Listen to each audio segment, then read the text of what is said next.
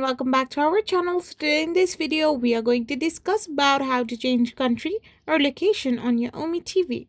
So without wasting much of our time, let's get straight into the video. So to do this, all you gotta do is simply open your Omi TV by the help of your website, or you can simply download the app itself and open it. Once you do this, you can simply find the option called country. Simply tap on that particular country and there you can find a list of countries.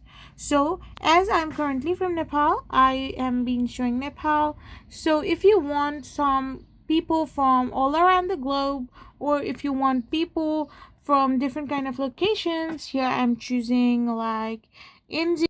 And now all the users here will be from India. I'm gonna choose then a mixed group of people will come over on my Omi TV as I've changed my location to all countries. So by this way, you can simply change all your country or location on Omi TV. I hope you found this video helpful. So don't forget to hit that subscribe button and do give us a thumbs up.